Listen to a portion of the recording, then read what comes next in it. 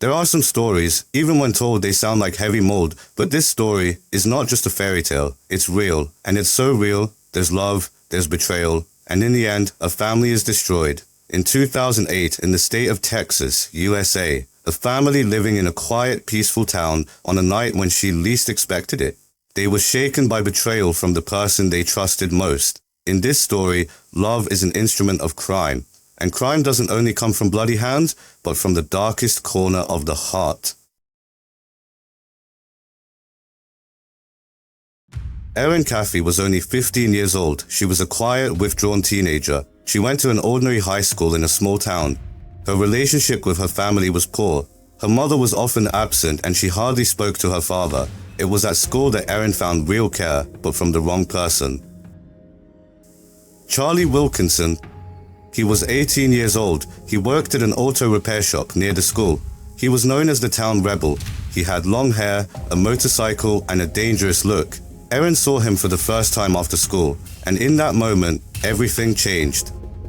Their relationship blossomed. Erin adored Charlie. She called him her soulmate, and Charlie enjoyed the attention, perhaps too much, because he soon became completely involved in Erin's life, checking her phone, questioning who she was talking to. The real strangeness came when Erin started complaining about her parents. My parents don't understand me. They hurt me. They control my life. At first, Charlie thought this was teenage rebellion, but Erin's words became darker and darker. Erin told Charlie that her parents were making her life miserable, restricting her freedom, and Charlie was ready to do whatever it took to protect Erin. According to him, there was only one way to save Erin from this bad family. But the question was Erin really a victim, or had a young girl started her own dark game? The game was just beginning. Charlie read Erin's messages over and over again. My parents are making my life miserable. I can't take it anymore. Please, save me. These sentences stuck in Charlie's mind like nails. For love, he was ready to do anything.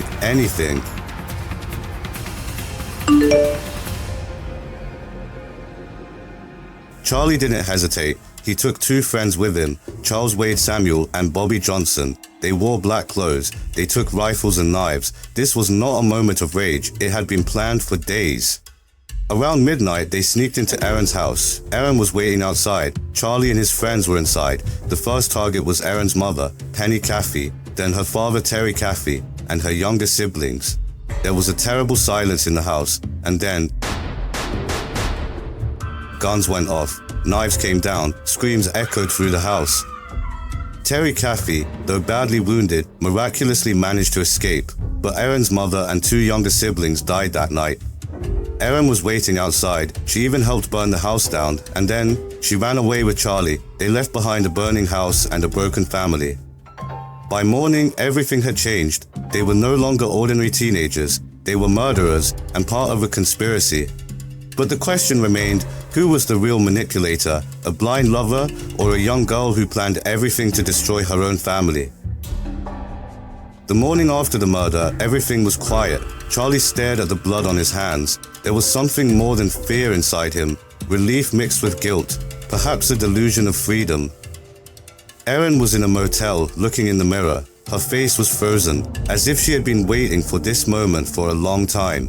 Then she took a deep breath and smiled.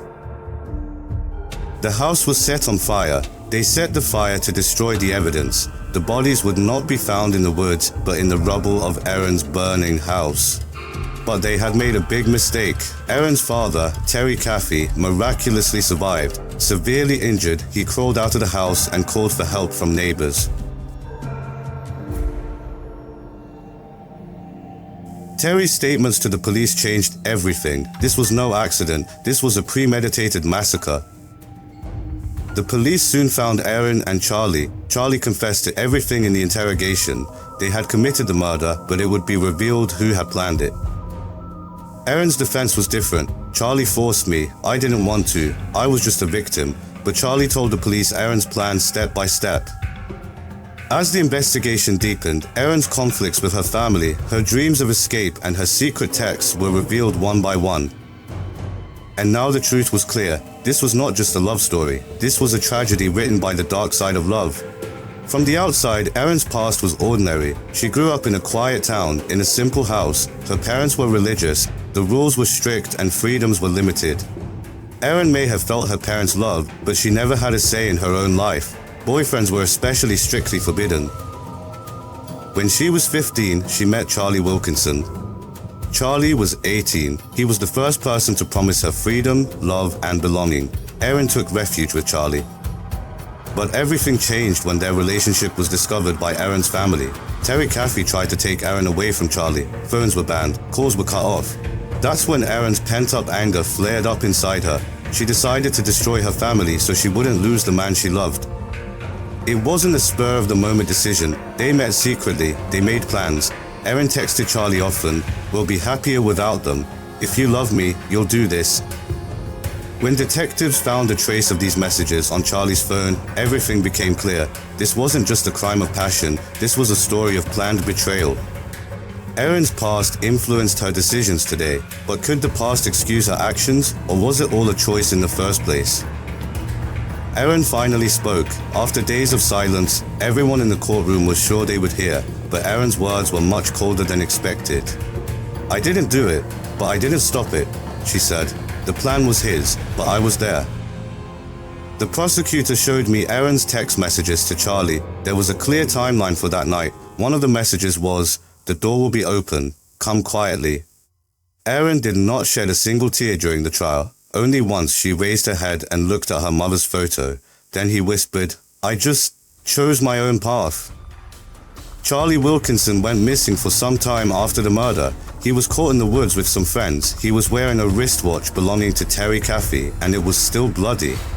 They were both sentenced to aggravated life imprisonment, 15 and 18 years old, but their crime was not just a murder, it was a dark scream of the human spirit. Emily's plan destroyed her family, but who do you think was the biggest loser? Her mom? Her little sisters? Or is it those of us in this world who still say anything for love? This story ends here, but there are other nightmares in the dark waiting to be told. Subscribe, don't get lost in the dark. In the next story, I will be waiting again.